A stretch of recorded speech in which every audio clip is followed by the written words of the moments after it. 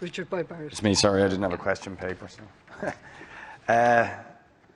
Look, Taoiseach, you know, people elect you, they elect me, they elect the TDs in this House and the ministers. Now, of course, ministers and Taoiseach and cabinet members have very significant additional responsibilities, but they also have a huge public service and civil servants around them.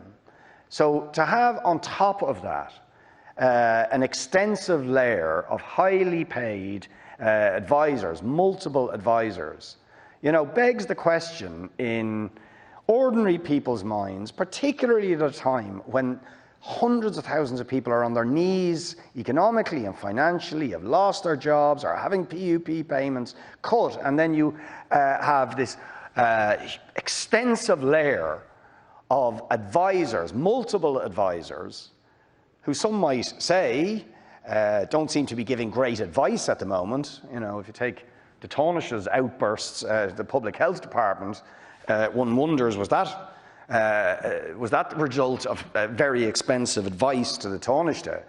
That it's just jobs for the boys, largesse for those who get the prize of power, which is being paid for by the public and really is doing nothing, if you like, for ordinary people. That's the perception out there.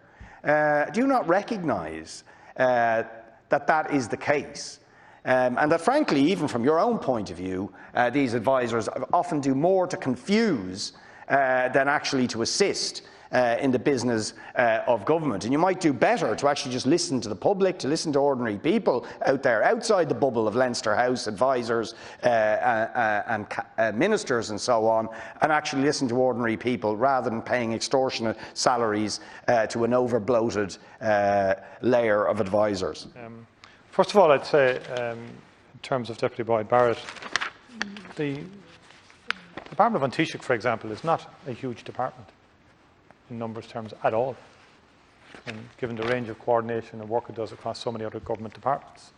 There's a bit of a myth about that, and you know, your earlier comments about that. But the public service works extremely well, in my view, and has worked particularly well during COVID-19. And many senior civil servants have worked night and day, weekends, across the board, in terms of coping with what is an unprecedented challenge and across many government departments. In addition, I think advisors are important. And they would have, the whole concept of what we then call program managers developed, as I said before, in the early 90s, late 80s, would have view too, first of all, we're as a coalition government, that you have a clear strong relationship in terms of getting the programme for government implemented.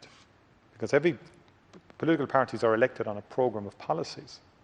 There would have been a view prior to that period that quite a lot of elements of political programmes didn't get implemented as maybe strongly, as effectively as they could. And I think the Labour Party, and I mean this in a complimentary way, came up with the innovation of working with public servants. And public servants too appreciate the work of advisors in terms of the prioritisation, for example, of political objectives and priorities as manifested in the programme for government.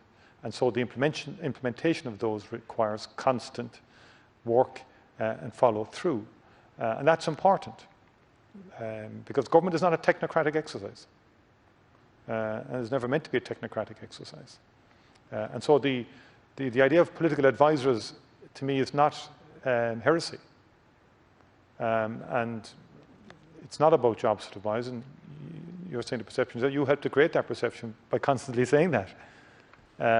But the reality is, I've no doubt if you were in government, you would want people who are ideologically close to your position, helping and assisting you in terms of making sure that your ideological position on a whole range of issues were followed through, and that you know, that people would have a clear understanding of what your priorities would be, and that is the function. And I would say to you that that's the purpose and the objective of it. And everybody is working extremely hard be they in an advisor capacity or be they in a civil servant or public service capacity. And I would say to Deputy MacDonald is no stranger to public advisors, or to policy advisors either. I mean, Sinn Féin would use special advisors, have used them repeatedly in the Northern Ireland Executive. Former representatives, elected representatives, are now advisors in the Northern Executive. That's a system that has been in use in the North for quite some time, and their critical role has been, in the recent inquiry into renewable heat and all of that, the energy project, the role of special advisors was central to all of that as well. So I don't think people should be feigning surprise about the use of advisors. The last government with independence, there was again advisors representing independent ministers in the last government, and also the Fine Gael party, who then were in government as the main political party in the last government, along with independents. And I would say in terms of I've said this before, there's a cabinet coordination committee where the three leaders meet in advance of cabinet and work to make sure that agenda items on the cabinet are dealt with if there are particular issues around those items that a political party might have an issue with because of their beliefs and their ideas, that those issues get properly thrashed out and dealt with. And that the various chiefs of staff in each party do meet regularly to make sure that there's agreement on issues where there may be competing views and competing beliefs. It's only natural in a three-party coalition government that you're going to have parties who have stronger emphasis in some policy areas as opposed to others, and vice versa. And there actually is a need to work through various issues that arise from time to time. And in the current climate with COVID-19, they arise very frequently across the board in all sectors and all departments that need constant attention. And again, in terms